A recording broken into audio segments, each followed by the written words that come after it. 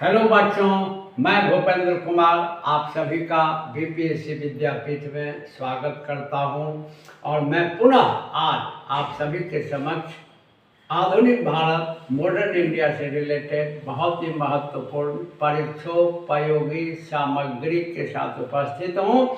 जैसा कि अभी हम लोग मॉडर्न इंडिया में ब्रिटिश पीरियड में जो डिफरेंट कमीशन यानी आयोग और कमिटीज के गठन किए गए जिन पर प्रमुखता से सवाल पूछे जाते हैं, उन्हीं के संदर्भ में अभी लगातार मैं चर्चा कर रहा हूं और आज इस सीरीज का अंतिम वीडियो यानी तीसरा वीडियो जारी कर रहा हूं।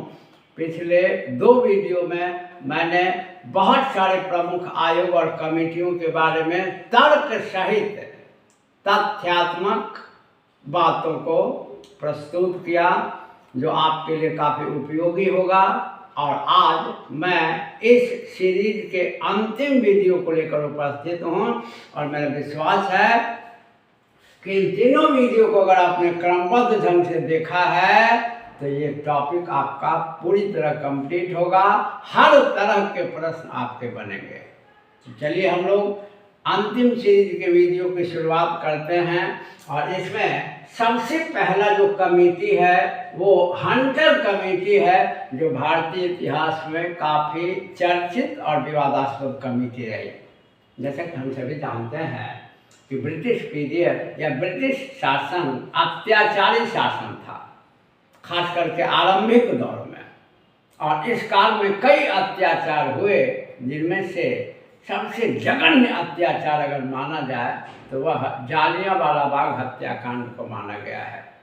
और जैसा कि हम सभी जानते हैं कि जालियांवाला बाग हत्याकांड 1919 ईस्वी में घटी थी। 13 अप्रैल 1919 ईस्वी को बैसाखी के दिन, और इस दिन गोली कांड हुई थी जालियांवाला बाग में, जिसमें जाने आने का एक ही रास्ता था और इसमें जाने आने के मार्ग को अवरुद्ध करके गोली चला दी गई थी, जिसमें बहुत सारे लोग मारे गए थे।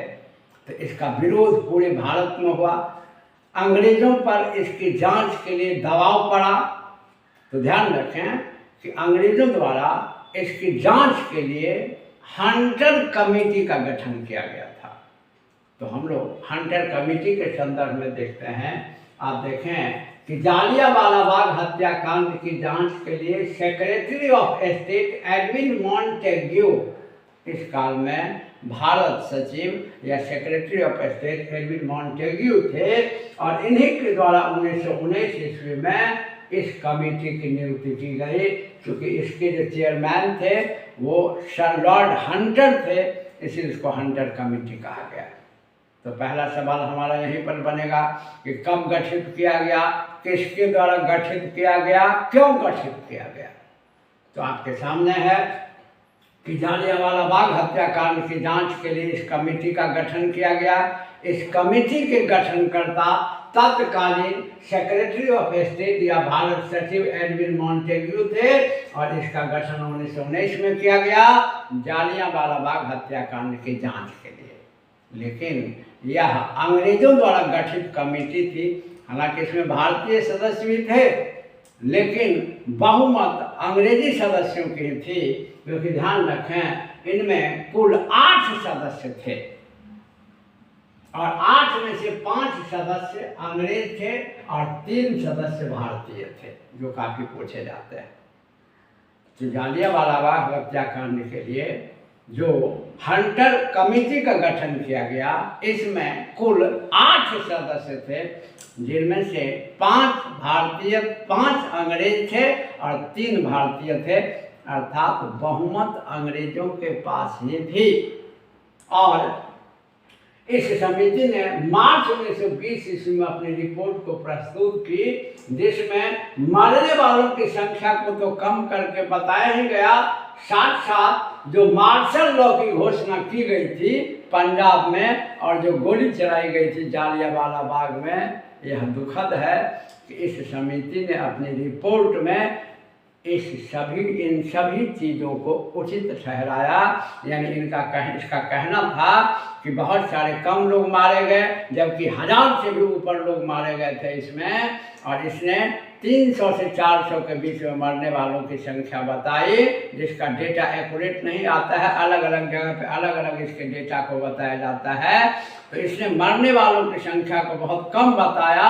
और सबसे दुखद कि पंजाब में जो मार्शल लॉ लागू कर दिया गया था और जनरल डायर द्वारा जो गोली चलवा दी गई थी, इसको इस समिति ने उचित ठहराया, सही ठहराया। यह काफ़ी दुखद था, इसीलिए हंटर कमेटी के रिपोर्ट की काफ़ी आलोचना की गई। इसीलिए यह भारत के इतिहास के समितियों में काफ़ी चर्चित समिति होती है और बराबर आप देखते हैं कि इस पर सवाल पूछे जाते हैं। और जितना तथ्य इससे संबंधित उपलब्ध हमने कराया है या जो बोर्ड पर लिखा हुआ है, इसमें सभी सवाल आपके बनेंगे। इसके बाद आगे देखते हैं रैले कमीशन या रैले आयोग। देखिए, ऐसा है कि ब्रिटिशर्स द्वारा ब्रिटिश पीरियड में भारतीयों के हित में दिखाने के लिए काम किए गए थे। वास्तव में भारतीयों के हित का कोई ख्याल नहीं रखा गया था। इसका एक बढ़िया उदाहरण है आपको रैले कमीशन और लॉर्ड कर्जन द्वारा 1902 ईस्वी में थॉमस रैले की अध्यक्षता में इसका गठन किया गया था, जिसमें केवल एक ही भारतीय सदस्य थे। हंटर कमेटी के कुल 8 में 3 भारतीय सदस्य थे और रैले कमीशन में केवल 1 भारतीय सदस्य को रखा गया था, बाकी सभी अंग्रेज थे। और रैले कमीशन का जो चेयरमैन थे वो थॉमस रैले थे और इसका गठन लॉर्ड कर्जन द्वारा 1902 ईस्वी में किया गया था।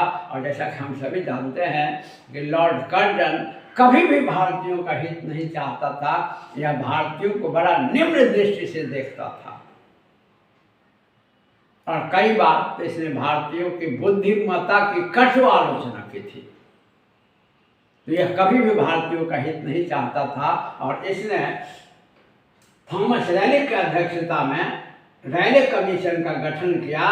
और इस रैले कमीशन द्वारा प्रस्तुत रिपोर्ट के आधार पर विधानमंडल में रैले विधेयक या रैले बिल को प्रस्तुत किया।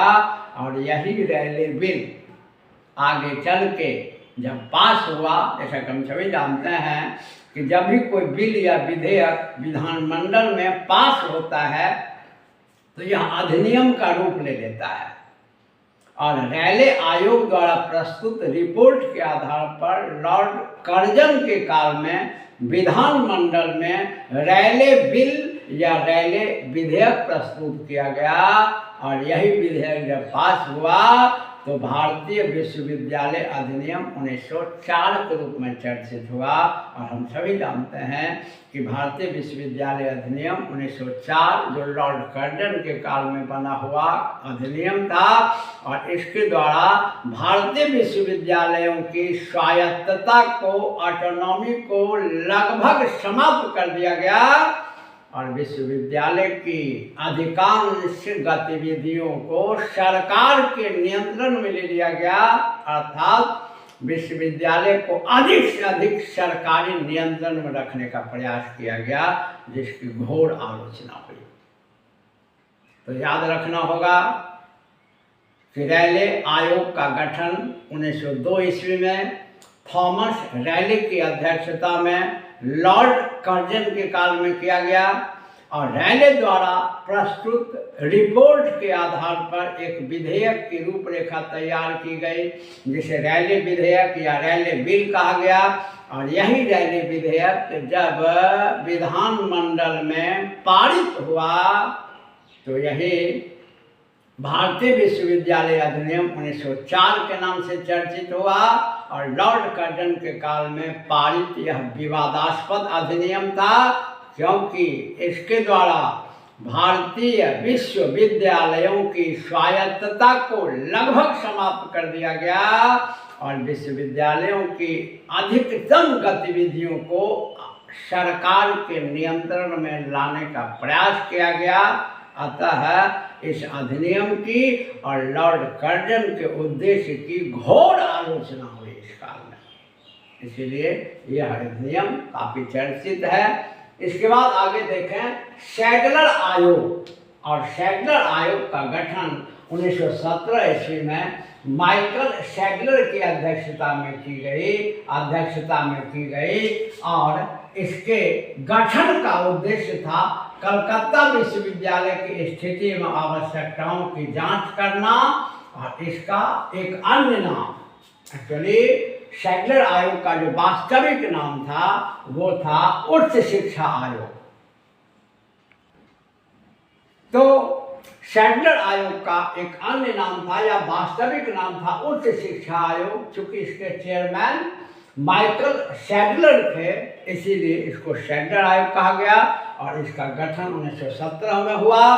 और इसका उद्देश्य कलकत्ता विश्वविद्यालय, जो इस काल का काफ़ी चर्चित विश्वविद्यालय था, आप वैसे भी जानते हैं हम लोग, ईस्ट इंडिया कंपनी की राजधानी कलकत्ता ही रही लंबे समय तक। और भारत की राजनीति का जैसे आज मुख्य केंद्र दिल्ली हुआ करता है, इसी तरह ब्रिटिश पीरियड में लंबे समय तक भारत की राजनीति का मुख्य केंद्र कलकत्ता हुआ करता था।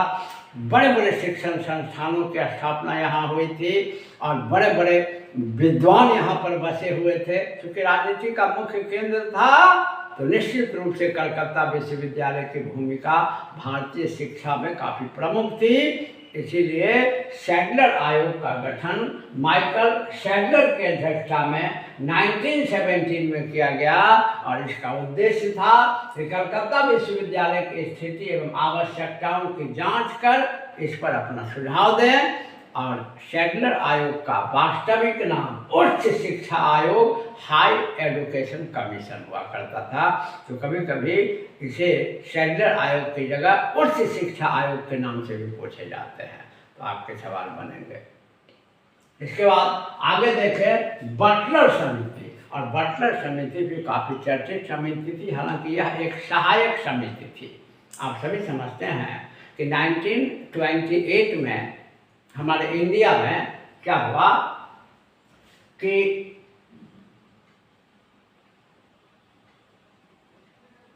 साइमन कमीशन का आगमन हुआ। यहाँ के विवादास्पद है, 1927 में गठन हुआ था और 1928 में साइमन आयोग का आगमन हुआ था इंडिया में। तो 1928 में जब यह आया तो इसका मुख्य उद्देश्य था साइमन आयोग का कि 1919 के अधिनियम की समीक्षा करना। 1919 के अधिनियम के अनुसार भारत का शासन कैसे चल रहा है इसकी समीक्षा कर इस पर अपना रिपोर्ट देना। और इसका उद्देश्य यह भी था कि भारतीय शिक्षा में कैसे बढ़िया से सुधार किया जाए, भारतीय शिक्षा की समीक्षा भी करना। तो साइमन कमीशन द्वारा एक सहायक समिति के रूप में जो सहयोग करने वाली समिति थी, तो साइमन कमीशन द्वारा एक सहायक समिति के रूप में 1928 में क्षमा चाहते हैं, वेरी सॉरी हम आपको हार्टोग के बारे में बता रहे थे, क्षमा करेंगे। एक्चुअली बटलर समिति, तो बटलर समिति जो है इसका गठन एक अन्य उद्देश्य से 1927 में किया गया था। जैसा कि आप देख रहे हैं, इस काल में जो भारतीय राजे रजवाड़े थे उनके बीच आपस में काफ़ी तनाव था, काफ़ी विवाद था। और भारतीय राजे रजवाड़े जो थे उनके प्रिंसों के बीच काफ़ी तनाव की स्थिति देखी जा रही थी। इसीलिए 1927 में बटलर समिति का गठन किया गया जिसके चेयरमैन हारकोर्ट बटलर थे, इसलिए इसका नाम बटलर कमेटी पड़ा। और इसका मेन एम था रियासतों के राजकुमारों की शक्तियों और रियासतों के बीच किस प्रकार का संबंध है इसकी जांच का रिपोर्ट देना।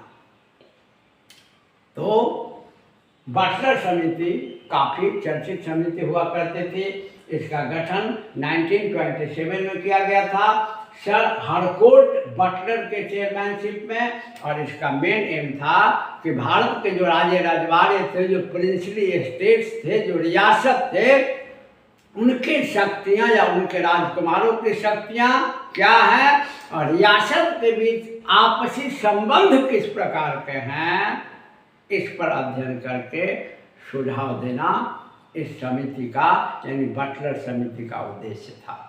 इसके बाद जिसकी चर्चा मैंने गलती से यहाँ कर दी थी वो यहाँ है, ये हार्टोग समिति है। और हार्टोग समिति जो है इसी के बारे में मैंने साइमन कमीशन के बारे में कहा था आपको। तो मैंने हार्टोग समिति के बारे में कहा कि आप जैसा कि जानते हैं कि साइमन आयोग का गठन 1927 में हुआ था ब्रिटेन में, और यह इंडिया आया था 1928 में।